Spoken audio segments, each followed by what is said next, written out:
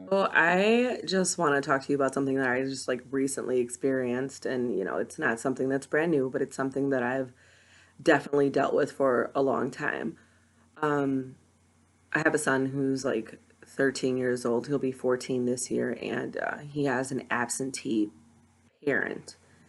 He's not really absent, but he just chooses when it's convenient for him to see his son. And I got mad the other day because, I definitely just try to be there for my son as much as possible and do everything that I can as a mother. But me as a woman, I cannot raise a man. I cannot show my son what it's like to be a man because I don't know.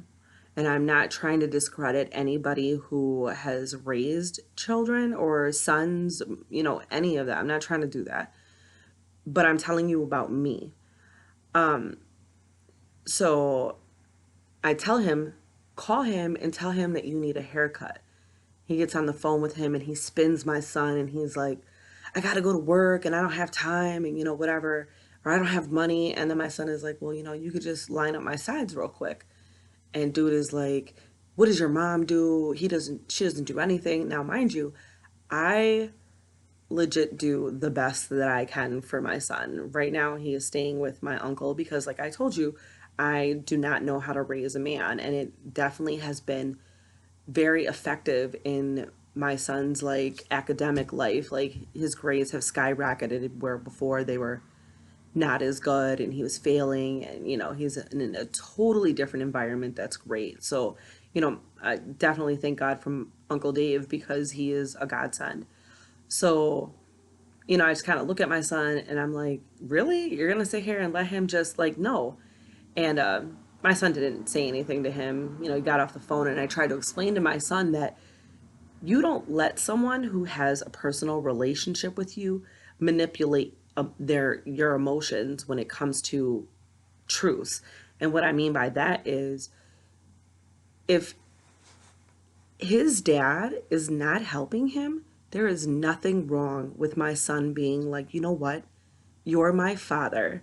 I need you to take responsibility and help me to grow. And it just pisses me off to high heaven because, I came from a place where both of my parents had both of their parents, and my son's father had both of his parents.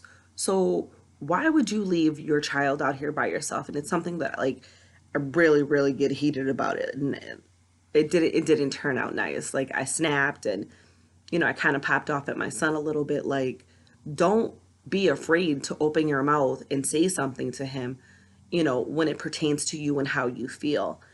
And I told my son he didn't have to be disrespectful when he was talking to his dad, but like, you can just tell him, like, look, I'm your child and I need you to come through and help me. Like, why am I out here alone? Whatever. So we end up leaving, but I never should have had him call him because I already knew what the results would be. I knew it would be a lie. I knew that he would spin my son, and then I knew he would try to just talk over him to where my son wouldn't be able to say anything. And again, it pissed me off.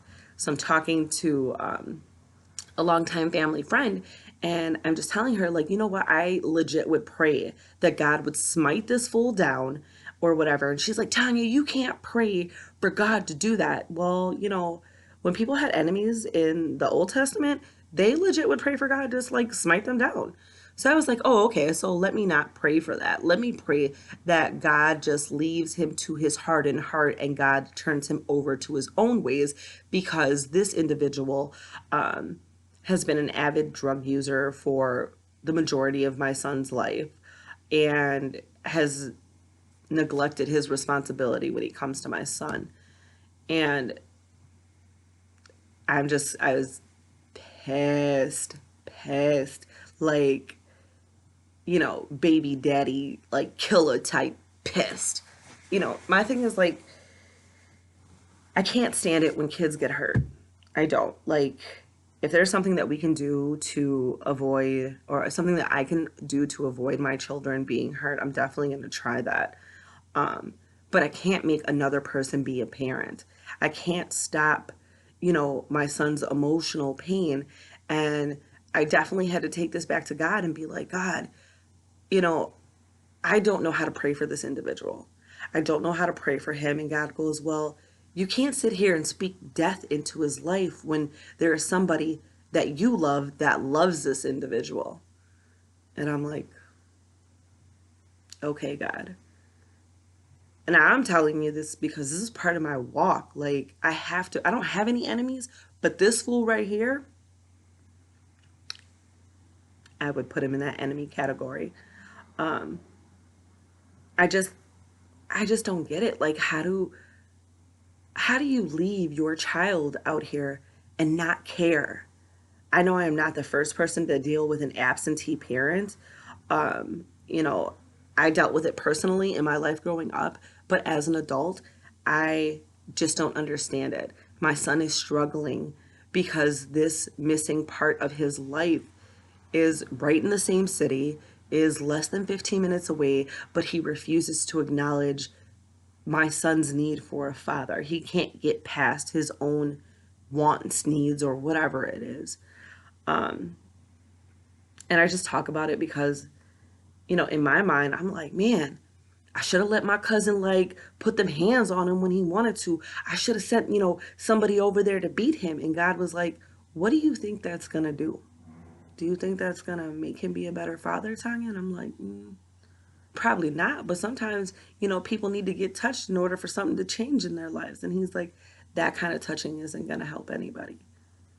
He said, if you can't pray for him, at least just come to me and talk to me about it so you're not walking around with this hatred in your heart. Because in this walk, I'm supposed to look at you, and this is God talking. He goes, I'm supposed to look at you and see my son. I don't look at you and see my son when you're talking about God smite this fool down. I get it. I really do.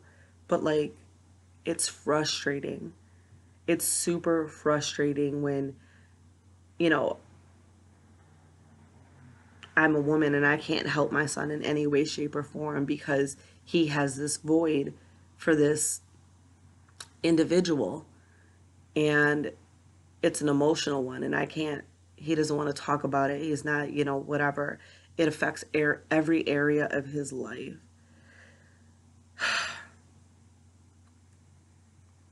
I wish that I was further along in my walk to where I could pray for this man to get it together, but I'm not there yet.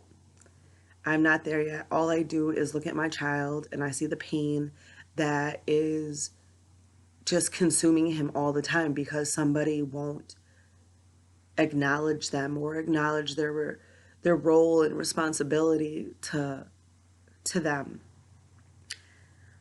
So, because I am in the situation, I definitely have to yield the situation over to God. And if you're in a situation where, you have children and the other parent, whether it be a man or a woman, is not there, don't say negative stuff in front of your kids. Because I real life was like, God, kill this fool ASAP. Not even realizing that I was speaking death into this situation. You know what? I'm going to take that back. I did realize it. I did know what I was doing. I was purposely speaking death into this individual's life. And I love my son. And I don't want my son to have to go through any type of pain other than what he already goes through. But I'm not helping the situation when I'm sitting here doing things like this. In the Bible, it says to pray for your enemies. And I really have a hard time with this one individual. Other people I don't like. I kind of like, whatever. But this one, it kind of hits close to home because this is my son. And if you're trying to do this walk, just yield it over to God, because I can just imagine what God goes through on a daily basis dealing with his children and, how they've been treated or how they've been wronged. And, I'm pretty sure he is super compassionate towards their plight. So I'm not alone. I don't have to call on this individual for anything because I've definitely maintained my son for the last 13 years and will continue to maintain him. with or without the help of him. So you run into this situation, holla at God.